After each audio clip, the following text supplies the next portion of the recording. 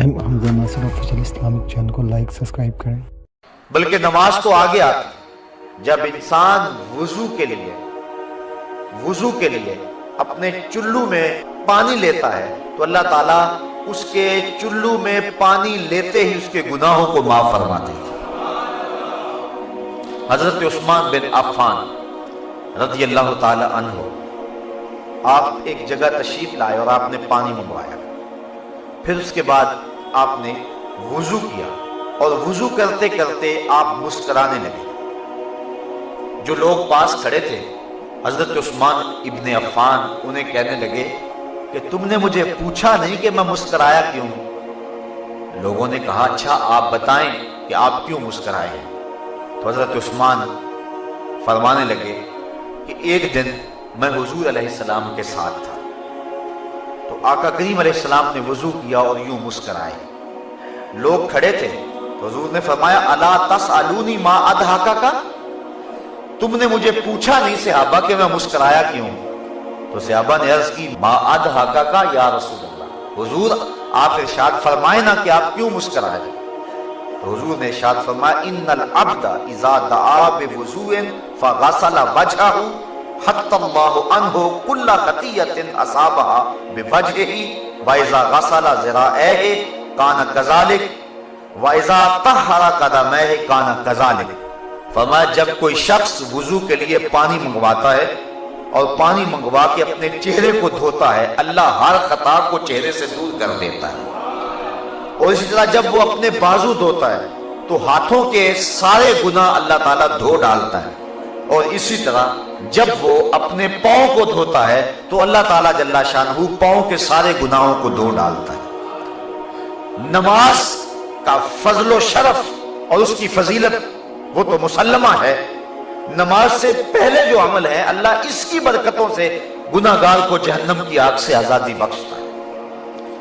بلکہ جس جگہ پر نماز پڑھنی ہے اگر اس جگہ کو کوئی شخص اس کی صفائی ستھرائی کرے، ایک حدیث کے اندر لفظ ہے کہ اخراج القمامۃ منہا مہور الحور العین، جو شخص مسجد سے کوئی تکلیف دہ چیز کوڑا کرکٹ یا کوئی گندگی وہاں سے نکال کر کے باہر پھینکے تو حضور نے فرمایا یہ موٹی آنکھ والی حوروں کا حق مہر ہے۔ یہ جو مسجد کی صفائی کرتے ہیں علماء نے لکھا ہے کہ مسجد صاف کرنے سے دل صاف ہوتا ہے، جو شخص مسجد صاف کرے اس کا دل پاک اور ستھرا ہو جاتا ہے، اور یہ مسجد سے جو آپ کوڑا کرکٹ نکال کے باہر پھینکتے ہیں یہ جنتی حور کا مہر ہے جو آپ ادا کر رہے ہیں۔ اللہ اکبر۔ بلکہ حضور علیہ السلام نے ارشاد فرمایا من بنا للہ مسجدا، جس نے اللہ کے لیے مسجد بنایا، کس لیے یذکر فیہ، تاکہ اس مسجد میں اللہ کا ذکر ہو، فرمایا بنى اللہ لہ بیتا فی الجنہ، اللہ اس کے لیے جنت میں گھر بنا دیتا۔ اور ایک روایت میں ہے کہ جس نے تتر کے گھونسلے کے برابر یعنی حجم میں تھوڑی جگہ پر مسجد بنائی، علماء نے یہ لکھا ہے یہ نہ کہو فلاں مسجد چھوٹی ہے یا فلاں مسجد بڑی، یہ نہ کہو، کیونکہ کوئی بھی اللہ کا گھر چھوٹا نہیں ہے، سارے بڑے ہیں۔ یہ کہو فلاں میں نمازی زیادہ آتے ہیں، فلاں میں نمازی تھوڑے آتے ہیں، نمازیوں کی گنجائش کم ہے فلاں میں، اور فلاں میں جو ہے وہ نمازیوں کی گنجائش زیادہ ہے، یہ کہو۔ بعض ہم عموماً ہمارے ہاں روزمرہ یہی ہے، ہم کہتے ہیں وہ چھوٹی سی مسجد، چھوٹی نہیں کہنا چاہیے مسجد کو، جس چیز کا تعلق رب سے ہو جائے پھر وہ چھوٹی نہیں رہتی، وہ بڑی ہو جاتی ہے۔ اس لیے اس مزاج کو بدلنے کی ضرورت ہے۔ بلکہ واصف علی واصف نے ایک بڑی خوبصورت بات لکھی، اس نے کہا مسجد کیا کوئی بھی شے چھوٹی نہیں ہے، کوئی شے چھوٹی تب نظر آتی ہے اسے دور سے دیکھا جائے یا پھر غرور سے دیکھا جائے۔ جب کسی کو دور سے دیکھو یا پھر غرور سے دیکھو تو وہ چھوٹا نظر آئے گا، ورنہ کوئی بھی شے کارخانہ قدرت میں چھوٹی نہیں ہے، ہر شے باعظمت ہے۔ تو بالخصوص جس چیز کی نسبت جو ہے وہ اللہ جل شانہ اس کے رسول کریم سے ہو جائے وہ چیز چھوٹی نہیں ہو سکتی ہے۔ یہ کہو گنجائش اس میں تھوڑی ہے نماز میں۔ حضور نے حضرت عباس بن عبد المطلب رضی اللہ تعالی عنہ حضور کے رشتے میں چچا لگتے ہیں، ان سے پوچھا کہ چچا آپ بڑے ہیں یا میں بڑا ہوں؟ تو تو انہوں نے جواب عرض کی حضور سال میں نے زیادہ گزارے ہیں، بڑے آپ ہی ہیں۔ یہ نہیں کہا کہ میں بڑا ہوں، کہا سال میں نے زیادہ گزارے لیکن بڑے آپ ہی ہیں۔ تو جب نسبت اچھی جگہ ہو تو پھر اپنی زبان کو احتیاط کے ساتھ حرکت دینی چاہیے۔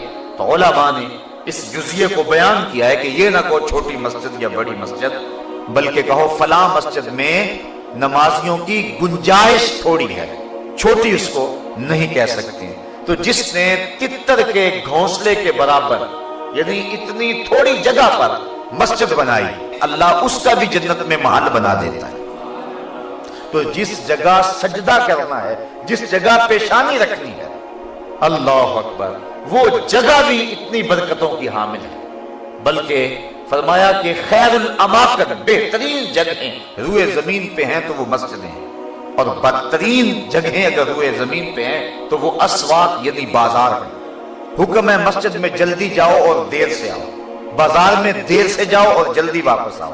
گو ہمارا انداز اس سے مختلف ہے، لیکن حکم یہی ہے کہ مسجد میں جلدی جاؤ، دیر سے واپس پلٹو۔ بلکہ ایک حدیث میں آتا ہے جس نے نماز فجر مسجد میں پڑھی اور پھر وہ ذکر و اذکار میں لگا رہا، بیٹھا رہا حتیٰ کہ سورج طلوع ہو گیا، اور پھر اس نے 2 رکعت پڑھی جس کو صلاۃ الاشراق کہتے ہیں، تو فرمایا اس کو مقبول حج اور عمرے کا اللہ ثواب عطا فرماتا ہے۔ اللہ اکبر۔ تو یہ برکتیں ہیں اللہ کے پاک گھر کی جہاں نماز ادا ہونی ہے۔ باقی رہی بات نماز کی، اس کی کیا فضیلت ہے، تو آئیے حضرت نبی رحمت صلی اللہ علیہ وسلم کا ایک فرمان جس کو امام بخاری نے حضرت ابو ہریرہ رضی اللہ تعالی عنہ سے نقل کیا ہے۔ صحابہ سے مخاطب ہو کے کہا ارائیتم لو ان نہرا بباب احدکم یغتسل کل یوم 5 ما تقول ذلك یبکی من درنہ قالوا لا یبکی من درنہ شیئا قال فذلك مثل الصلوات الخمس یمحو اللہ بہ الخطایا۔ فرمایا صحابہ ایک بات تو بتاؤ، اگر کسی شخص کے دروازے کے سامنے سے کوئی نہر گزرتی ہو اور وہ دن میں 5 مرتبہ اس نہر میں غسل کرے، مجھے بتاؤ کیا اس کے بدن پر کوئی میل کچیل باقی رہے گی؟ صحابہ نے عرض کی حضور اس کے بدن پر کوئی میل باقی نہیں رہے گی۔ فرمایا یہی 5 نمازوں کی مثال ہے۔ جو شخص 5 گانا نماز پڑھتا ہے اس کے بدن پر گناہوں کا کوئی میل باقی نہیں رہتا۔ اللہ تعالیٰ گناہوں کو دھو دیتا ہے جس شخص نے 5 گانا نماز کا مزاج بنا لیا۔